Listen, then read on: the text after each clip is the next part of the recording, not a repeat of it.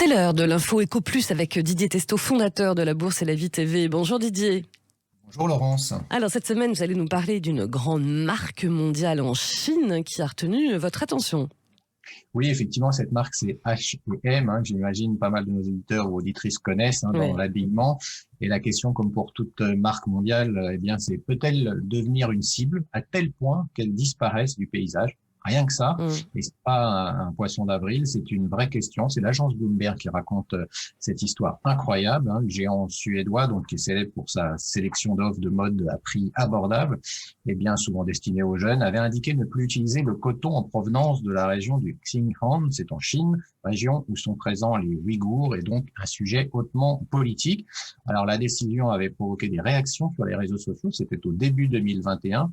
Alors des marques comme Nike, Adidas avaient pu ressentir déjà le recul des ventes de la part de consommateurs chinois, peut-être un peu plus nationalistes, mais seul H&M, raconte Bloomberg, s'est retrouvé carrément rayé des sites de e-commerce électronique, des cartes et des plateformes, des médias sociaux du pays. Près d'un an plus tard, les ventes dans le pays ne se sont pas encore redressées. On est même à moins 41% au cours du seul trimestre le plus récent. Ouais, c'est énorme. Justement, Didier, est-ce que le fabricant a eu des explications à ce sujet ?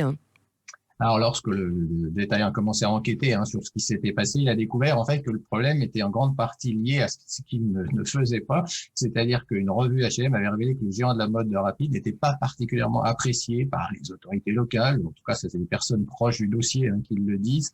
Ils ne veulent pas, bien sûr, être identifiés. Le montant que la marque avait payé en taxes n'était pas significatif. Il n'avait pas soutenu trop d'événements du gouvernement. Donc, sans doute peut-être un sujet d'affaires avec les Chinois qui n'était pas une priorité. Et contraste avec le japonais Uniqlo, par exemple, assez significatif, lui avait été épargné par l'évolution des acheteurs. Et un spécialiste du marketing explique que H&M était assez grand en Chine pour être remarqué et peut-être en faire un exemple. C'est ce qui donc lui est arrivé. Et c'est une alerte pour les autres grandes marques. Pas besoin d'une guerre comme en Ukraine pour que les cartes soient rebattues. C'est le plus grand marché consommateur du monde, la Chine. Il est plus aussi sûr désormais. Malgré sa notoriété, une marque peut se retrouver du mauvais côté. Il suffit que les utilisateurs chinois des médias sociaux, des réseaux sociaux, découvrent sa déclaration qui effectivement concernait le travail forcé dans l'industrie cotonnière de Xinjiang, ce que la Chine nie. La réaction a donc été rapide et la visibilité donc de H&M a pu complètement s'effondrer, ce qui paraît totalement incroyable.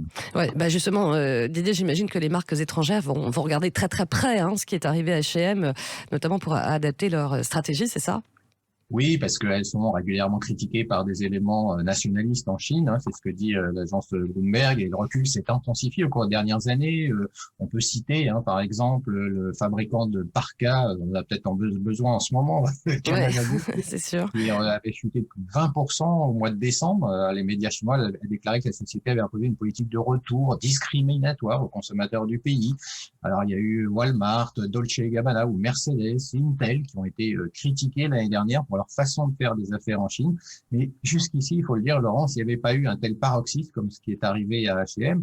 Et l'expérience de H&M montre que dans une Chine qui est de plus en plus nationaliste, après l'ouverture à l'Occident, en tout cas, on peut peut-être se poser la question à savoir si les marques mondiales, vont devoir faire de la politique si elles veulent continuer effectivement à commercer en Chine. Oui, l'économie, c'est politique aussi.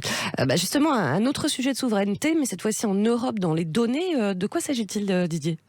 Oui, c'est un communiqué des Américains et de la Commission européenne concernant un nouvel accord sur le transfert des données, alors ce que les spécialistes appellent le Privacy Shield, le bouclier de protection. Alors, après 2 ans et une annulation spectaculaire, ça semblait une bonne nouvelle, permettant de rassurer les entreprises qui étaient un peu coincées sur cet échange de données qui sont cruciaux pour l'économie numérique. Il avait été annulé par la justice européenne en raison de craintes d'espionnage des Américains et c'est utilisé notamment par Google ou Amazon et il pouvait y avoir une ingérence, c'est ce que disait la justice. Il y avait un flou juridique jusqu'ici et l'annonce donc faite cette semaine par Joe Biden et la présidente de la Commission souligne l'engagement commun en faveur de la vie privée, de la protection des données et de l'état de droit.